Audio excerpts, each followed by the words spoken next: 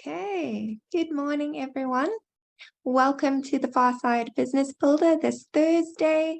It's a lovely sunny day here, although I believe it is quite cold where our speaker is, as he is joining us from the UK.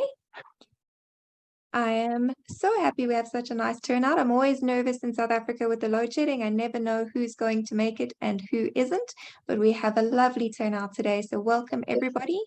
And I am going to hand over to you, Steve. Thank you so much for joining us. Wow, that was remarkably quick. It's a real pleasure and honor to be here this morning, Tamlin. Thank you very much for inviting me. As I said in the chat there, it is now the 1st of December and it was very cold in November here in the UK.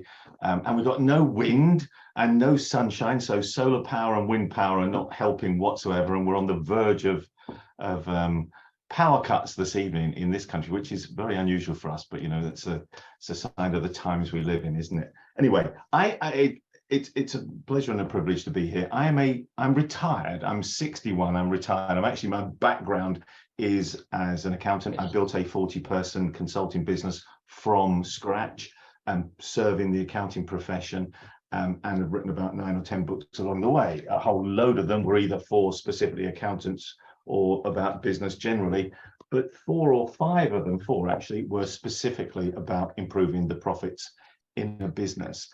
And obviously it's that bit that we're going to be focusing on today, but in a way that perhaps you won't have focused on before. So I'm really excited to be able to share that with you. Along the way, before I retired about 5 or 6 years ago, and I'll tell you what I've been doing since then as we go through. But along the way, we picked up 9 or 10 awards, amazingly, extraordinarily. Still don't understand how to this day. The accounting profession in the UK named me as their UK Entrepreneur of the Year way back when. I still have the thing on the windowsill there to prove it. That was a bizarre experience. But now in my retirement, I have a goal, a big, hairy, audacious goal, which is to help unlock 100 million days of help for people in need around the world. And you'll see how that fits in with what we're doing. So I'm essentially a volunteer trying to help make the world a better place, and specifically those ones there trying to do something about the 17 UN global goals, the sustainable development goals, this codification of all the issues, all the challenges facing mankind, the planet, humanity, our legacy, the future, our grandchildren. In fact, just one more thing about me. We had our first grandchild, a grandson, Oliver Zachary Stephen, born 4 weeks ago on Tuesday. So we are grandparents for the first time. And so this legacy stuff actually is even more important to me than ever before, because the world he will grow up into is very different from the world which I've been fortunate to grow up into. Anyway, what we're going to focus on today is not only will I try and tell you in step-by-step precise detail how you can double the profits in your business. And I know that's a big claim, but we'll get to it. You can judge for yourself. But I will also pay for and give you everything that you need to do that, because I'm no longer in business. I don't sell consulting. I don't sell my speaking services. I don't sell the tools and resources that I used to. I sold that business to the management team, and now it's just me in retirement. But I feel passionate about this stuff, so I will not only give it to you, but where it's appropriate, I'll pay it for you as well. Pay for it for you. In return, I just need one thing, which is I need permission from you, specific permission from you, to get a bit passionate, to confront some brutal truths, and to get you participating, by which I mean typing a few 1 or 2 word answers in the chat box, not painful participation, simple, easy participation in the chat box. So is that a fair trade? I will share all of that stuff with you. I'll give it to you. And all I ask in return is that you allow me to be passionate, to confront some brutal truths, and to get you participating. So I need a yes or a no in the chat box from everybody, just to make sure that that we're on the same page here. And a no, not answering is effectively a no, isn't it? Looks like we've got a full house of yeses as far as I can tell. That's fantastic. Thank you very much for that. So the first thing then that I would love to do is, as I said, I've written 4 books which are specifically about improving profitability. The most recent of which, the one in which at the time I put most of, well, everything that I knew in, It was called How to Build a Better Business and Make More Money. If you would like a copy in digital form, so we don't have to cut down trees and send it across oceans and land masses, just email me. And in fact, let me just put my email address in the chat box. And if you just send me a one-line email whilst we are on during this meeting together. So I've just opened up my emails. That's completely unnecessary. I need to put it in the chat box. Get a grip, Steve. So this is my email address, steve@stevepipe.com. If you just send me an email now, which says, profit book, please, I will just email it back to you when we finish our session together today. So that book was written in, well, obviously before I retired, and the date in it tells me that was written in 2013. So that's 9 years old now. And in fact, the exciting thing is that what I want to share with you today, I didn't know at the time we wrote that book. So the reason I'm happy to give you that book is, and it doesn't tread on what I'm about to share with you, is because what we're looking at today isn't covered in that book. That was my book that brought together everything I knew at that time in 2013 about improving profitability in a business. But actually what I want to look at today together is much, much more powerful, much, much more profoundly important, and potentially far, far better for your business, for your family, and for our world. So that's the backdrop. Let's I'm going to start with a little bit of kind of role play, as it were. I'm going to involve you in making a decision, a commercial decision, and we'll see what the implications of that commercial decision might be. So just imagine that you are out in your local high street, town centre, or wherever, and you fancy a cup of coffee or a cup of tea or something that they sell in a coffee shop. If you're not a coffee drinker, replace the word coffee with tea or orange juice or water. Imagine your intention, your need is to go into one of these shops in front of you and buy that cup of coffee. In fact, it turns out there are 3 shops. You're standing there right in front of you in very close proximity, as they often are 3 different coffee shops. There's 1, 2, 3. The 2 on the left, it turns out, are pretty similar to each other. And in fact, the one on the right is pretty similar as well. They all, it turns out, sell the same coffee beans. They make them in the same machines. They're equally convenient. They're all right in front of you. They're equally pleasant inside. So they all have, equivalently nice furnishings. They have equally nice baristas. They use the same milk. They use the same coffee beans, the same crockery. Everything about them. They have the same hygiene ratings. Everything about these coffee shops is identical. And in a normal world, if 100 customers pass by, they're going to go roughly 33 customers into each of the coffee shops. They're going to get roughly their fair share, their equal share of those 100 sales. But let's just reflect for a minute. What if the coffee shop, when you look a little bit closer, that's quite obvious because it's in the window, the coffee shop on the right, not the 2 on the left, but the coffee shop on the right does 1 or 2 things slightly differently. So the 2 on the left do not do any of the things that I'm about to look at. The one on only the coffee shop on the right does. You notice that in the window there is a big sign that says, thanks to you, 6 million days of help have been given to people in need, or 6 million days of water. And yeah, what? That's extraordinary. So you take a little bit closer. In fact, you notice that there is a QR code, and you can hold your mobile phone up against and scan the QR code, and it takes you to a page on their website, and I'll show it to you in a second, where it effectively says, every time you come in and buy a cup of coffee from us, not only do you get your cup of coffee or tea or whatever it is that you choose to buy for, I don't know what a cup of coffee costs in South Africa. In the UK, typically £3. So replace, when I say £3, with whatever the equivalent standard, regular, normal, average price of a cup of coffee in a coffee shop is.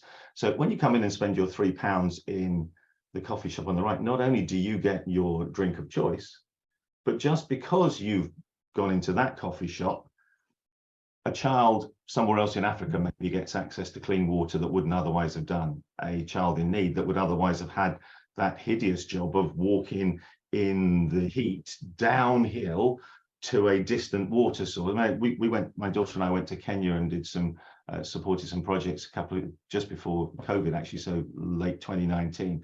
And we had this experience. We were actually helping build a house. So we were going to collect the water to add to mud in order just to pull it together around a metal frame to build the house, or help build the house.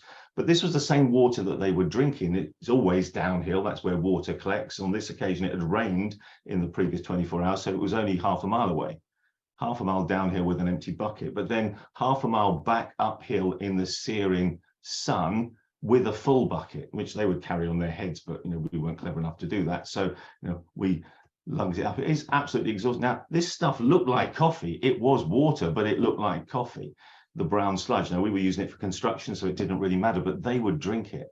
And that obviously creates all kind of health issues and bugs and so on. But also the task of bringing the water backwards and forwards for this family was, if it was a drier period, the water was further away. It would take so long. The youngest daughter had that job, so much so that she often couldn't go to school because collecting the water took too long. But just because you go in and buy your cup of coffee in the coffee shop on the right, that young family, that young girl doesn't have to walk to collect the water in the searing heat and can go to school. Not only does she not get ill, but she also gets an education, and therefore she lifts herself and her family up and improves her life, just because you went in and got your coffee from that coffee shop on the right. And it turns out, when you go in the coffee shop on the right, there are a number of things which they regard as triggers. And my usual sort of way of explaining this is to use these. Just imagine if every time in a business, in this case, the coffee shop on the right, something that was good for the business happened, that triggered something that was good for the world. So they sell a cup of coffee. That's great for the business. It's another cup of coffee, another pound's worth of profit or whatever sold. And in their case, they chose to provide clean water for a day. But it could be every time they sell a sandwich or a cake, they feed a child or whatever. They can decide what the triggers are, the things that are progress for their business, and they choose to share some of their success, a tiny fraction of their success, by using that to fund something good that makes the world a better place, that moves the world towards progress on the UN global goals, that helps tackle poverty, climate change, environmental degradation, hunger, lack of access to clean water, sanitation, and so on and so forth. And then when we're naturally a little bit skeptical about these things, aren't we? So let me just show you what happens when you click on the QR code. I'm just going to share my screen now. And then toggle across, because you'll get one of those. So this is what they call their impact statement.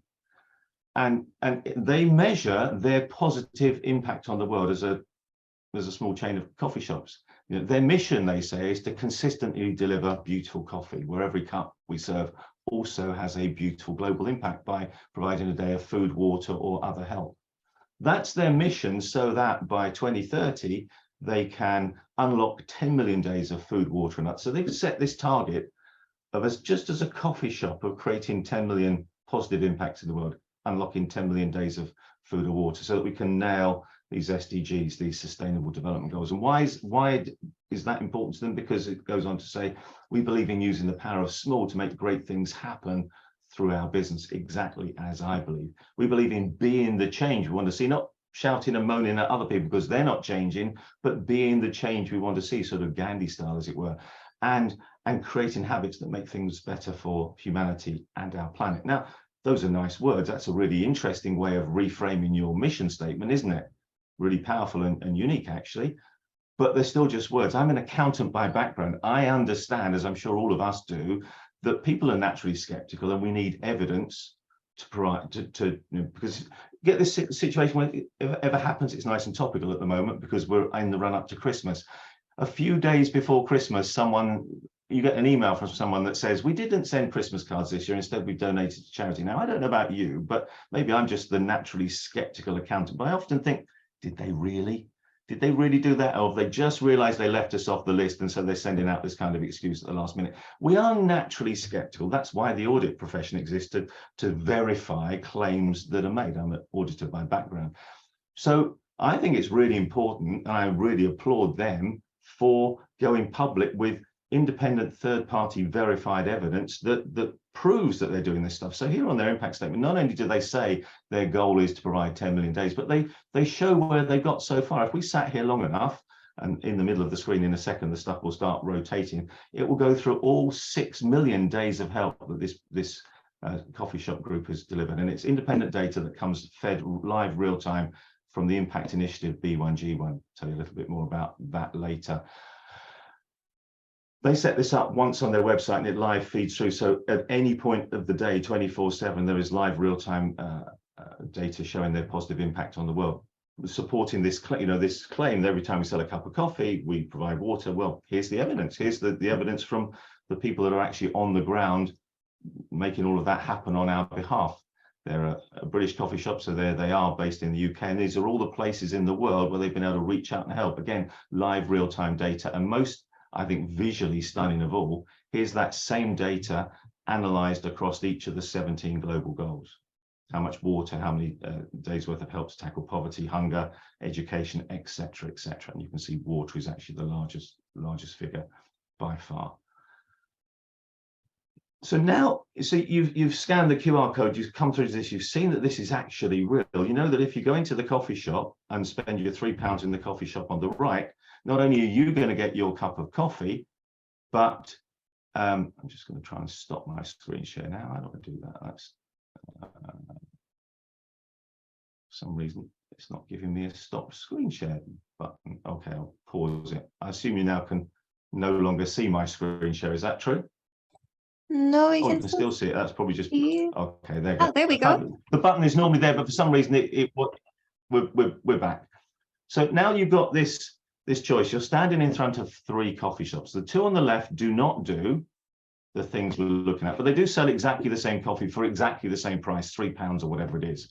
The one on the right, on the other hand, does the things that we've just talked about. So you know that if you go into that one and spend your £3, not only do you get your coffee, but you help someone in need. So here's the question. You're standing in front of the 3 coffee shops. In the chat box, left or right? L or R, which coffee shop you're going to go in to spend your £3 or your whatever the currency is, whatever the price is. So in the chat box, so we agreed that you would have to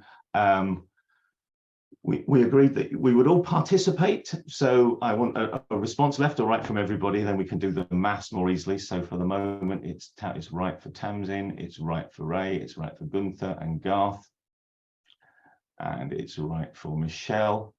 But I don't think that's all 11 of us, is it? And Linda, right? So I think that might be everybody, but if you haven't yet, just L or R will do. So it's not a long response, is it? So let's just, and mine will be on the right as well. So let me see how many of us are. There are 11 of us. We can see from the participant count at the bottom.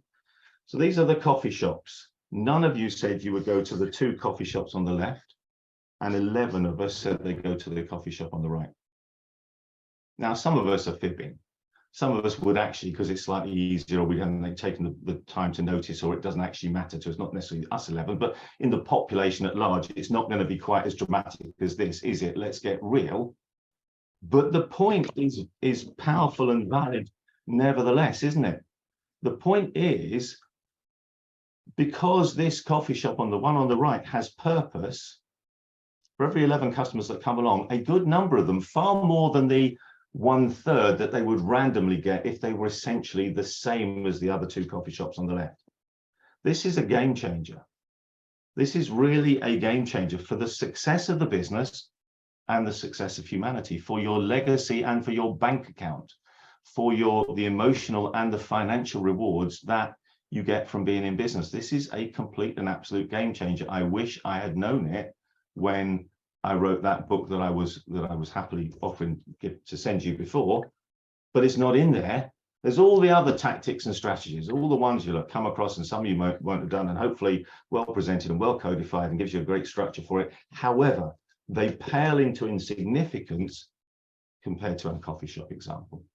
Because now when 100 customers come along for that coffee shop on the left, well, if it were 100% of them, that would be a crazy increase in sales. But we said we'd look at doubling profitability.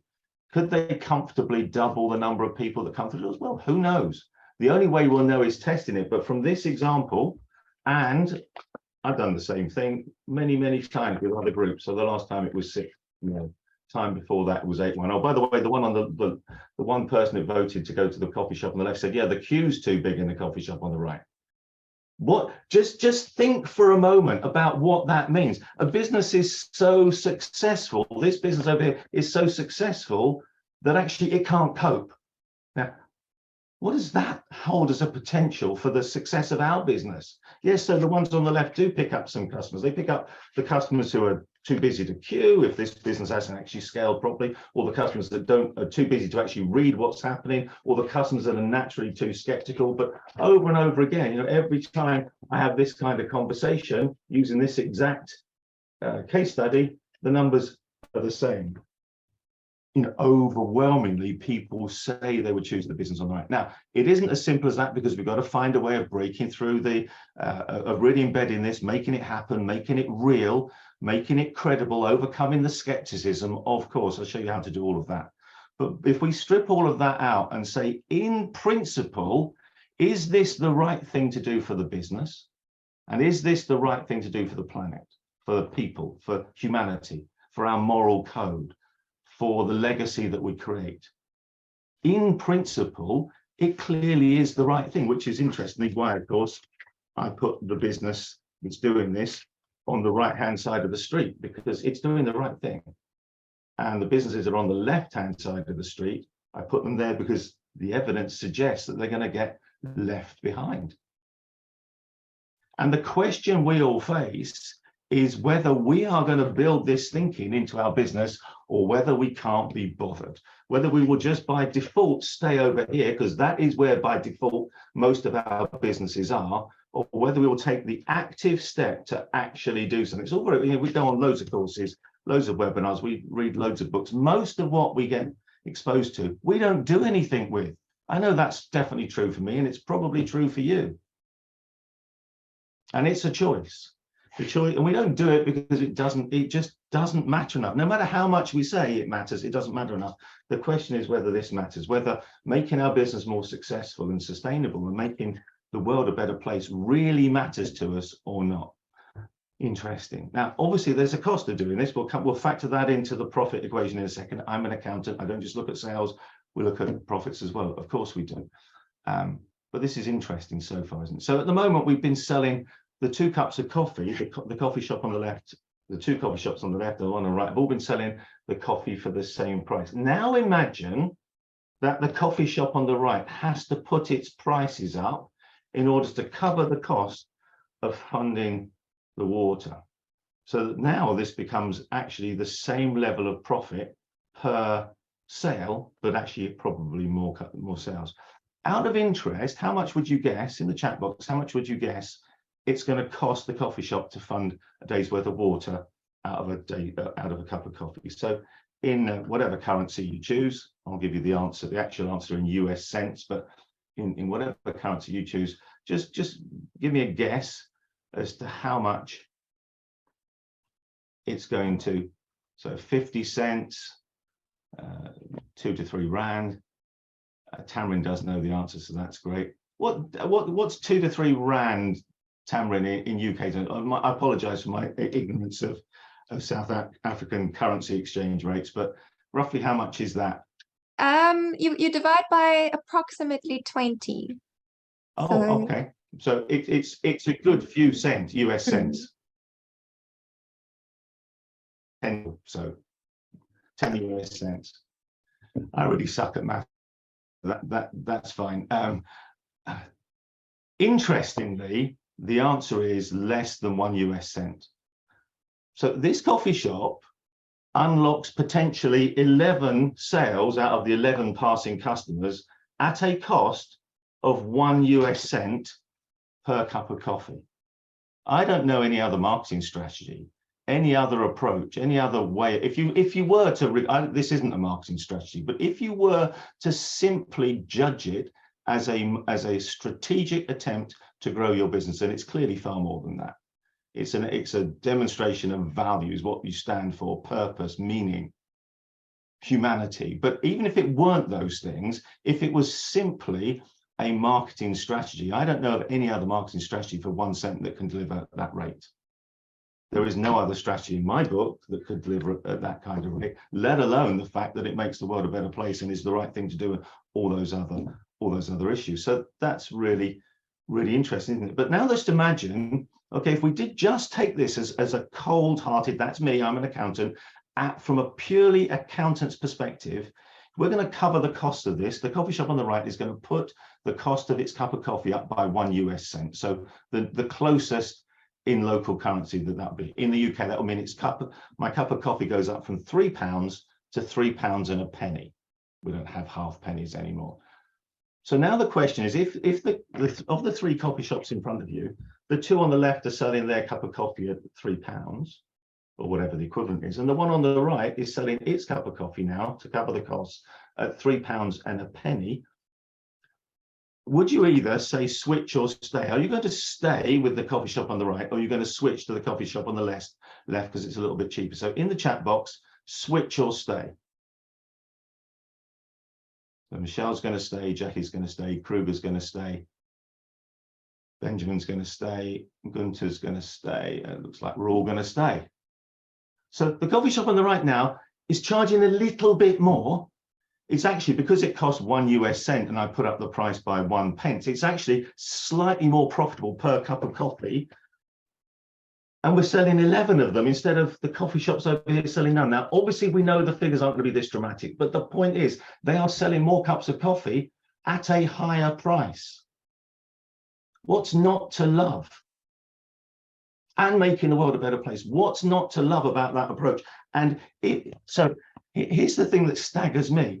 If my son-in-law actually loves coffee, he's got a coffee machine, a proper coffee machine at home, and one of his friends who is an accountant did actually leave his accounting career to set up a coffee business, not selling coffee, but selling the ground, the coffee beans in the supply chain. But if, let's say, my son-in-law, Sam, did decide to set up a coffee shop, if he came to me and said, look, I'm going to bet my whole family's future, that's your daughter, Steve, and your new grandson's financial future on the success of this coffee shop. Now, I understand there are 2 ways in which I can run my coffee shop. I can run it like most of the coffee shops on the left, or I can run it like the coffee shop on the right. And he said to me, do you know what? I've decided I'm going to run it like the coffee shop on the right. Do you know what I would say to him? Well, there would be an expletive or 2 in there, but I would essentially be calling him an idiot, because it matters to me that he's successful. And why on earth, if it matters to you that you're successful, would you do it like the one on the left? Once you know that it's a possibility, because probably before this conversation, we've not thought of it like this. But once we do think of it like this, our businesses can become a positive force for changing the world, for tipping the legacy scales in a way that also makes our businesses more successful. And for me, that's massively exciting. And that's why I decided to leave the business, or sell the business to the management team, retire, and spend my retirement as a volunteer spreading this message, writing books about it, and helping businesses understand how they can fold it into what they do to generate these kind of benefits for themselves, their families, for humanity, for the planet, for our future.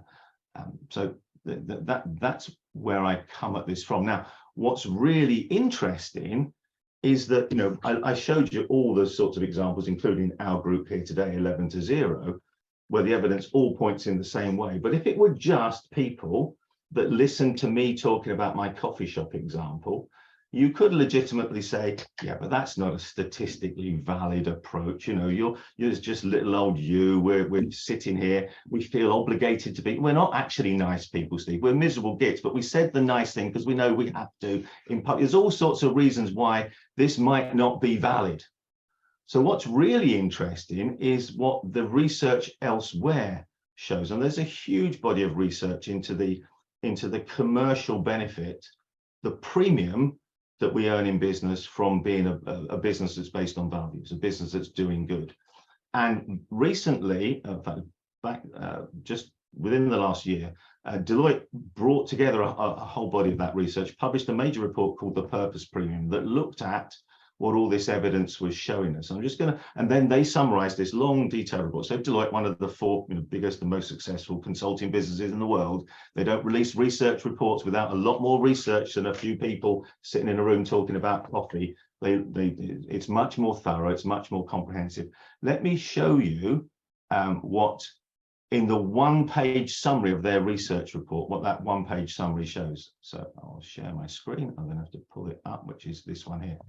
So this is, as I said, this is the infographic that summarized their entire long report called the Purpose Premium from within the last 12 months. And I've highlighted in yellow 2 of the things that really stood out at me, but you can see, so they were essentially saying what they called a purpose-driven strategy. Businesses that had purpose, that had some kind of doing good at the core of their strategy. And they called that the Purpose Premium. And obviously that's manifested in lots of different ways. The manifestation of doing good that I've looked at here is our version of the coffee shop, how we can link when good things happen in our business to making good things happen in the world. Not every business in this study did that. Of course, they didn't. They had their own approaches. But taking all of that evidence together, what Deloitte found, I mean, you can see these percentages here, by the way, are improvements. These are the paybacks. These are the, the cost savings, the improved performance, the improved ability to attract talent, to retain workers, to reduce risk, to build brand trust, etc., etc. But I've highlighted the 2, which as an accountant hit me between the eyes. The first one, 39.5%. Their headline is top dollar for goods and services. In the same way that you were willing to stay at the coffee shop on the right, even though it was a bit more expensive, they found that businesses that had purpose at their core were able to charge as much as 39.5% higher prices. Not the 1 cent, but 39.5%. When they were sustainably marketed products in this particular aspect of the research. So, the cup of coffee that changes lives fits in with that, is in that same kind of space, isn't it? And because of all these other improvements, not only to businesses that are what I would call a business for good, not only are businesses for good great for their ability to charge premium prices and get more customers coming through the door and improve loyalty, improve team member energy and so on and so forth. But because of all of those factors taken together, the bottom figure in the left-hand corner there should be an absolute wake-up call. The EBITDA valuation multiple is how much your business will be worth when you come to finally exit. If you come to finally sell it to someone else.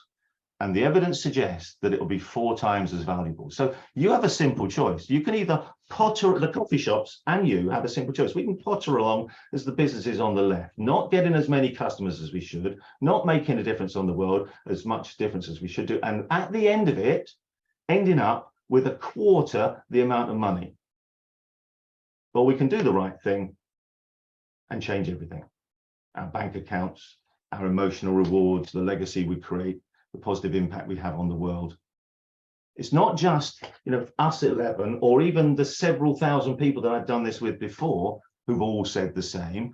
It's the research from every major organization pointing to the huge benefits from being a purpose-driven business. Simply staggering, isn't it?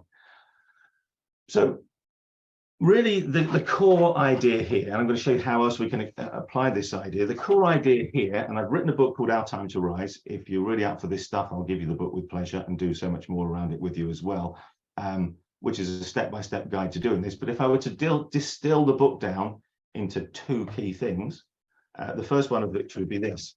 We can think of our businesses as a series of triggers and impact responses. So these micro triggers are the things which are good for our business. So, and the responses are the things which we unlock in the world because of the things that are good for our business. So coffee shop's really easy. The trigger was selling a cup of coffee. The response was providing water. In your business, you probably don't sell coffee, but what are the equivalents of the good things? It could be every time you win a customer or have a sales meeting or meet a prospect or get a referral or send out an invoice or complete a project or get paid on time, or get invited to speak on stage, or someone follows you on social media, or you get a testimonial. Each of those you could treat as a trigger, or one of those you might decide is the only trigger we're going to use. And that trigger could unlock any number of good things. So for example, Every time you win a customer, you might plant a tree. Every time you send out a sales invoice, you might feed a child. Every time you get paid on time, you might provide a day's worth of education. Every time you get a new social media follower, you might provide a day's worth of water, or whatever, you decide. But just imagine what that then does. I mean, go back to the coffee shop. Just imagine if you're a barista, you're a basic paid person working in these coffee shops. When you work in the coffee shop on the left and the target for the month is, let's sell 1,000 cups of coffee, you're just thinking, well, I sell 1,000 cups of coffee. Yes, I keep my job, but every extra cup I sell really just helps the business owner, doesn't it? It makes them more profit. Whereas the coffee shop on the right, every extra cup of coffee helps another child. I'm going to try and work harder to sell more cups of coffee. You get a more engaged, more motivated team. And not only that, but once you've been into the coffee shop on the right, you're going to go and tell someone else about the amazing things the coffee shop on the right is doing. So your word of mouth advertising goes through the roof. Your customer retention and loyalty and customer acquisition goes through the roof. Your employee engagement and productivity and enthusiasm goes through the roof. Your customer satisfaction scores go through the roof, because it's giving purpose and energy and meaning to what we're all doing. It's completely and absolutely transformational, and that's why it shows up in so many of those figures from Deloitte's. Really, really exciting. The really exciting thing for me, though, is that we can take this to two other levels. So we've looked at what I call being a business for good. Business for good, where when good things happen in the business, that also means good things happen in the world. So our progress creates progress in the world. Our good fortune spills out and creates good fortune in the world, which creates a better legacy for us all. That's what I call being a business for good. But actually, we don't have to stop at being a business for good. Oh, but just before I go on to the other two, because I'm also going to touch briefly on how we can live a life for good as part of a family for good, because those things really matter to me as well. And I'm thinking from the feedback so far that they'll probably matter to you also. But if you want to be this kind of business for good, if you would like me to show you in detail, step-by-step detail, how to take these ideas and make them work in your business. Remember, I'm retired. I don't sell anything. I don't sell my time. I don't sell my books. This book is on Amazon, but we have worked really hard to make it the least successful book in the history of Amazon. We don't want to sell a single copy. It's only there for positioning purposes. There are only 6 physical copies in the world. My plan is to give away 1 million copies, so that we can get that message in front of 1 million businesses. Now, as with this group, some of that million will do bugger all with it. So excuse my language. Some of them will do nothing, but some will do something with it. And so that's why we need to plant lots of seeds and give away lots of books, digital books, so no trees cut down in the process. So when I say I will help you, I don't mean I will sell you a service to help you. I mean, I will just help you. I'm retired. That's what I do. I'll give you everything that I've created that makes this doable and easy, a step-by-step process, which is spelled out in that book, but I've created some other resources around it that make it really easy. There are some software tools that make this even easier still. I'll pay for those for you if you'd like me to. And this book, which is a step-by-step guide, is deliberately, so it's large behind me, it's easy if I show you here. I've deliberately left space at the top here because I would love to create a special edition of this book exclusively for each and every single one of you. We can change the blue color to whatever your brand color is. It will say at the top with a forward by, Garth Gibson or Ray Laidlaw or whatever. You can spend 15 minutes writing a few sentences. I will then put your forward in the book. I'll put your logo and contact details on the back. I will do all of this for free. I will give you that book with a license to give away as many copies as you would like. You can then use that book to firstly showcase your values and what you stand for, that your business is trying to make a positive impact in the world. But you can also, of course, use it as a marketing tool. Your book then becomes a freebie that encourages people to sign up to your mailing list, for example, or a freebie at events or however. You can use it as a gift. You can use it in whatever way you choose. You're just unlimited use of the book for free. If these ideas resonate with you and you want to do something with them. So that's how I'll help you. And there's a 20-minute implementation session entirely optional at the back end of today, all within the 90-minute time frame that we promised, and we'll get you set up with those things if you really want to. yeah, Tamrin has written a foreword, which is fantastic. So some of you may have seen the book already. I will happily give it to you. Of course, I would happily create that as a special edition for it. I can create a special edition because it takes me a couple of minutes. I've designed the whole thing from the beginning so that that was there at the core part of the book strategy. And it's not a long book, by the way. It's full of pictures and it's 100 pages long. So it is a step-by-step workbook. It is not a novel. It is not War and Peace, and it doesn't contain theory. Okay, so that's what I mean by a business for good. And if that excites you, if being like the coffee shop on the right excites you, we'll stay together for the last 20 minutes and we'll make that happen as a business for good. But obviously, this is a valid choice. I just don't think it's a very sensible choice, but it's your choice.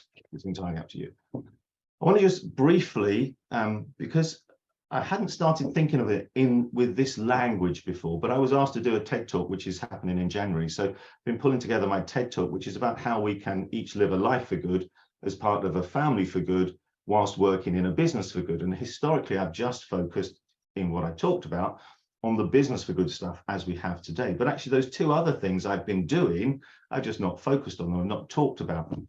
But because my TED Talk does involve talking about them, I thought I'd very briefly touch on those with you and show you how we do them. So not only do I want to run a business for good, I mean, notionally, I still have a business. Please don't tell the tax authorities in the UK. Notionally, I still have a business, which gives me a bit of tax deductibility for my Zoom software license and so on, but I'm not really earning any money. So it's a loss-making business. But in any real sense, I don't have a business. But I still do the sorts of things we're talking about, and I've been doing them for the last 12 years or so. For over that time, I've progressively learned how we can fold this into our life and how we can fold it into our family. So Karen and I have been married for almost 40 years. We have 3 adult children. Our first grandchild came along 4 weeks ago, as I mentioned. We've been trying to fold this into our lives and our family, as well as our business. And the same basic idea exists. When good things happen in my life or in our family's life, we celebrate those by making good things, helping good things happen in the world as well. So I'll give you some specific examples. I try to live a life for good, and that means, and when you get to 61, the ultimate good thing in my life is life. Actually still being here. I'm hugely grateful, not just for a life, but for a quality of life, for health and happiness, and privilege that goes with, the color of my skin and the place I was born, and et cetera, my nationality, etc. So I feel, I have felt for a long time that what I wanted to do is to celebrate and say and be grateful, to share my gratitude and good fortune for every day of my healthy, happy life. I make good things happen in the world. In fact, now I make 17 things happen in the world. And let me just show you exactly how I do it every morning. I did it this morning at 8:05, because the tool I use has a UK time. The time clock shifts from one day to the other at 8 a.m. So I want to do it every single day. So I wait until after 8 a.m. in the morning. I'm going to share it with you how I do this, just so you can see how remarkable. In fact, I will do it live. I've done it already today, but I'll do it a second time. So I'm going to toggle across. So I use a set of tools from B1G1. You can see my tools there. B1G1 allows me to create what they call giving stories. I like to think of them as impact stories. These are the things that I want to create impact from. So when someone reads one of my books, we provide a day's worth of literacy training and a day's worth of education for children. But here we go. When I enjoy another day of life, I provide a day of sexual awareness training. Let's add that to the cart. I provide a day of medical protection for street dogs, which is rabies vaccinations, a class, education class for a young girl in Cambodia. Let's go. I do 17 of these things now every day. So business training, a fruit tree, transportation so a child can get to school, shelter for a destitute person, plant a tree in Kenya. That one is, what else have we got? Feed a hungry homeless American, tangerine tree in Malawi, a night of shelter for a child in Vietnam, day's worth of food, a textbook for a disadvantaged child. We've almost finished. We've almost got to 17. This is how long it takes me. Give access to a musical instrument to children here in the UK, healthcare to a family, a tree in India, and a fruit tree in Kenya. Now that should be 17. Yes, it is in my basket. Those 17 things will cost me $6. So I did this morning. I've actually loaded up some cash onto the system. So rather than put my credit card in front of you, I will give straight away. I've done that again as a thank you for my day of life, which I've been able to share with you, and we've been able to make good things happen together. And that's it. I've just funded those 17 positive impacts in the world. And because I do that through this set of tools called B1G1, not only have I funded it, do I know that that money is ring fenced, it can only be used to fund those particular impact activities, but they know how many trees I planted, how many days of food and training and healthcare, etc., and feminine hygiene and sexual awareness training, etc. So they're able to keep the score for me. So they call it impact widgets, which are essentially, and this is exactly what the coffee shop did and exactly what I would encourage you to do. So when we get there in a second, you will see live real-time data that shows, since I've been doing this for 12 years, and over those 12 years, we've been able to, through the process I've looked at today in my business and in my life, make almost just over 6 million days worth of good things happen. If we sat here long enough, you'd see them all scrolling through. These are my impacts analyzed by the global goals. These are my impacts, me here in the UK and around the world. And not only have I made 6 million direct impacts, but I've also inspired and supported other businesses to make a further 18 million impacts. So that's 24 million impacts from on there alone. So that I'm able to do that every single day, and it gives me joy. I do that. It's my morning routine. I don't finish. Oh, Mr. Dunn is here. I didn't realize Mr. Dunn was going to be here. One of the people that made this happen right at the very beginning and makes this possible for all of us. So that's a privilege to have you here, Paul. Thanks so much for joining us. So I'm able to do that every day, and I love doing that every day. I now do make 17 of those impacts happen every day. But when I started, it was just one, and it could just still be one. One will be a wonderful, amazing thing to do, wouldn't it? But it's not just, I don't just celebrate, I don't actually just celebrate good things. I also want to make positive things happen when I come across something bad. So I was in town the other day, saw a homeless person, looked like actually he was drunk. I'm really reluctant to give cash to homeless people on the street because all of the experts in that area say that's not really helpful. So I do what I normally do, which is go home and then use exactly that tool that I just showed you a minute ago to give. And usually 10, I help 10 homeless people for every homeless person I see. So I try and tip the scales towards more good things. There are these global legacy scales. There's bad stuff on one side and there's good stuff on the other. And I see it as our role in life to put more good stuff on the right-hand side, on the good side of the global legacy scale, so that we tip the balance towards a better world. So every time I come across something on the news about climate change which upsets me, I'll use the same tool to plant a tree. Every time we go out and have a meal, we're going out for a meal with friends tomorrow. Every time we go out and have a meal, we feed a child as well through the tool, so that we're sharing our good fortune and we're doing something about the things that upset us, whether it's homelessness or climate change and so on. So that's what I call living a life for good. I also want to share with you the way that we could take it one step further than just what we do as individuals and move it on to what we do as families, collectively as families. So I'm going to share my screen again. So this is the idea of we can also do this as a family for good. And I think this is a wonderful way to bring up a family, at least I hope it is. The proof of the pudding will be in the eating. But we try and build this same kind of thinking into how we live our lives as a family. This idea that when good things happen, we can share our good fortune and allow others to enjoy it as well. So one of the best good things that happened to us, or series of good things that have happened to us in the last few years, is that in the summer of 2019, our oldest daughter, Laura, got married. When the guests sat down at the wedding breakfast to have the meal with everyone, there was a little note. In the UK, I don't know about South Africa, in the UK, it's traditional to give a gift at weddings, and it's a gift to the audience, the group, the families that are there, just to say thank you for supporting us today. So their gift, rather than a little box of chocolates, which it often is, or a small bottle of wine, was this card. And the card said, we've used B1G1, and that's a set of tools I've just shown you a second ago, so that the 100 guests here today have between them given 100 children in India a healthy school meal so that they can make the most of their education.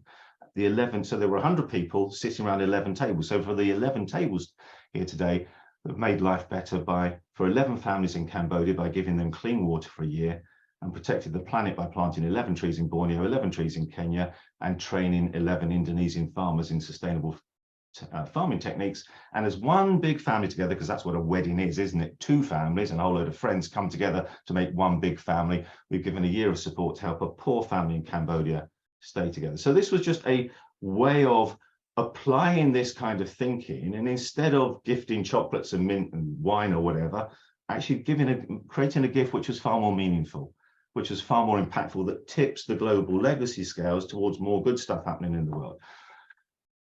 2.5 years after the wedding, Laura and Sam gave us our first grandchild. I mentioned before, little Ollie was born a few weeks ago. So as part of our response to little Ollie coming along, we did this to spread some of our happiness around. This was a message that we gave to our daughter Laura. Since you were looked after in hospital for 5 days, we've given 5 days of hospital care to women in Kenya so that they can also have their babies in a safe and supportive environment. So we're just, our good fortune, we had the medical care that meant that childbirth went smoothly, and little Ollie is healthy and happy. We can take these principles and apply them to so many aspects of our life.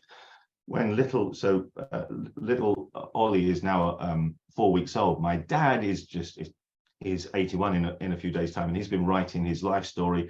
And in the back of it, which is just for our family's benefit, but the final page of his life story book, which is called You Never Had It So Good, which in many ways we have never had it so good, which is why I think it's even more our responsibility to make sure that it stays being good for the next generation. On the final page, Dad wrote this: as a final thank you for all the wonderful memories, love and kindness that have made up my life, we've used our family's favourite charity, B1G1, to plant 80 mango trees, 1 tree for each of the first 80 years of my story. This is at the final page of the book telling his story.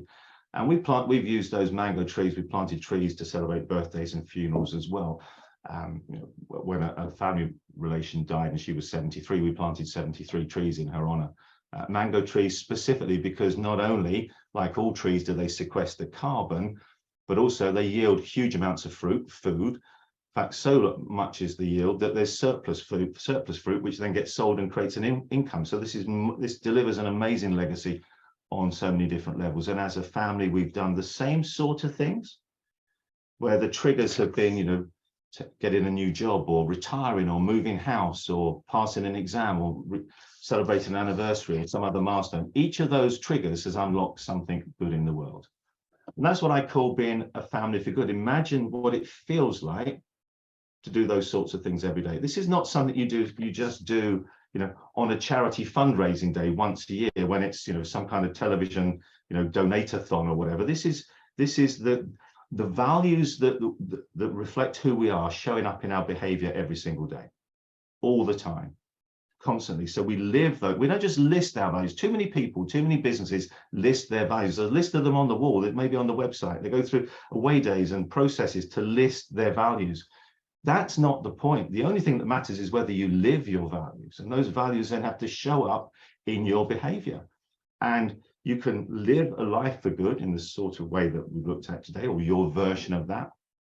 You can bring up a family for good, and you can work in or run a business for good. You can take all of these ideas and bring them together. You can do all of this, or just bits of it, whichever bits of this resonate most with you. And not just you, but actually your team can do this. The great thing is about the tools that we've looked at and the processes, they can not just be used by you as the business leader, but also by the people that are part of your team. They can use them in their lives and in their families as well, as you can use them in your life, your family, your business, so that you and your team start tipping the global legacy scale. So there's more and more good stuff on the right side of the scales that counterbalances the bad stuff. And we create a better world together, and we leave a better legacy together. I guess the question then becomes, really, ultimately, what do you want your legacy to be? Do you want your life story to be one of never quite getting round to it, or of actually tipping the global legacy scales to make the world a better place? Because if you do, then you absolutely must start doing something small today, and not hiding behind that promise, which we all are at the risk of hiding behind. The promise is, I'll do something big tomorrow. Because tomorrow never comes. Big is too difficult, and there is only today. today is the day to start tipping the global legacy scales, one of these micro triggers, and one of these micro impacts at a time. The question around that is not whether you can, because clearly you can. If I can, and if all these other people doing this can, then you can as well. The question is not whether you can, it's whether you really want to. And if you do really want to, there's a 20-minute implementation session starting in a few minutes' time where you'll get all the stuff from me. I'll give it to you and we'll get you started with it. I'll give you my time. I'll give you the tools I've created, the book and everything else, all the systems and resources, and I'll even give you my money. If you don't have the money to get to access the small bit of tools that you need to pay for, I'll pay for them for you. And all I ask in return is that you treat this as a priority today. And that means kind of moving mountains to be at the implementation session in a few minutes' time, so I can give you the tools immediately, get you started, get you set up, pay for it if you need me to, and then provide you with ongoing support. I guess there are 4 possible reactions to that. The first one of which is, well, no, that's really interesting. Thanks, Steve. But it's not quite right for us, and that's obviously fine. That's absolutely fine. That's your prerogative. Thank you so much for being here today. If that is the reaction and the next step for you. Second reaction might, in fact, I've got them down, haven't I? Just a second. Here you go. First reaction might be, it's not for me. Second reaction, well, actually, it's really good, but we're doing enough already. And in which case, that's great. Thank you so much for all the wonderful things you're doing already. So brilliant. The third and fourth reactions are for those people that actually want to take some further steps, some further action. Third response is, I'd really love to do this stuff, but I've got to be somewhere in the next 5 minutes. If that's the case, then email me on steve@stevepipe.com. And explain to me why what you're doing instead is more important than this 20 minutes. And if that's a good reason, then I'll still help you. So, but hopefully for many of you, most of you, the response will be the fourth one. I'll be there in the next few minutes. And that's fantastic. I hope it is the case, but obviously any of those 4, it's your response. I have essentially covered what I intended to cover. As I said, if you'd emailed me already, I'll send you a copy of this book, which shows you all of the things I knew about how to improve profits up to 2013. But actually, that's old school. What we've looked at today is how we can do so much more than that by taking this simple idea, which is the basis of my most recent book, and build that into our businesses so that we can run them as businesses for good, our lives so that we can live them as a life for good, and our families so that we can be part of a family for good, creating this better legacy so we can tip the legacy scales. For me, that is so much more important. Oh, and by the way, get these kind of results. Go back to the coffee shop example. Actually, by being the coffee shop on the right, by doing the right things, instead of getting left behind, we pick up, we thrive commercially. We looked at, doubling or more the profitability of this business really easily in this kind of way, or really potentially easily. If we wrap the right kind of communication around it, we do it in the right way, we have to do it with humility, etc., etc. I'll show you how to do all of that through the book and in the ongoing support that I give you. But if we do it the right way, then the payback for us commercially and the payback for the world is profound. And don't hide behind this, I'll do something big tomorrow, because big is too difficult. Tomorrow never comes. There is only today. In the next few minutes today, we'll start making this happen together if this matters enough to you for that. Tamrin, I have finished. I'm more than happy to take any questions at this stage.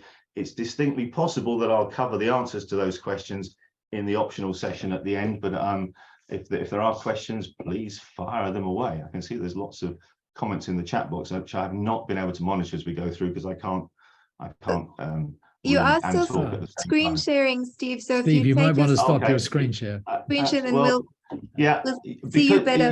I don't use any slides, and so those I forgot that we're still sharing. That's just how I structure the conversation that we've had, and so no secrets there. And I wasn't intending you to see them. They were distracting. I apologize about that, but you hopefully got where I was coming from. Absolutely fine. I would just like to say from my own experience to those of you who are still here, I know some of you dropped off because you had to. So I'll let them know, Steve, that if they let you give you the real good reason, you'll still help them. But I would just like to say, obviously, you can employ this method in any way you want to in your business. The idea is do good for every transaction. So you don't have to use Steve's method. But from my own experience, B1G1 makes it so much easier. And the book from Steve was just a phenomenal help in implementing this in my business.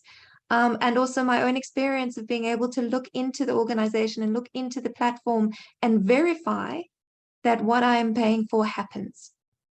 B1G1 actually allows you, if you want to go visit these places and physically see for yourself that they are doing what they say they're doing. So for me, that was a big catalyst as to why I implemented this in Farsight. And it has had an amazing impact on the way people perceive us, but also in my team. And the fact that we know that every time we do something, we're not just helping clients, we're actually helping the world. And it is a really wonderful place to be in business to know that. So if you have the time and if you're keen, do stay behind for these 20 minutes, because it's a very easy process and it is a wonderful feeling at the end of the day to know that you're doing good for such a simple and easy and low cost. Thanks, Tamrin. That's awesome. Are there any questions at this point, or are you happy for us to go into the, I'm not asking Tamrin, I'm asking everybody else really, are there questions you'd like me to answer at this point, or shall we go into, so I assume that you would like to implement?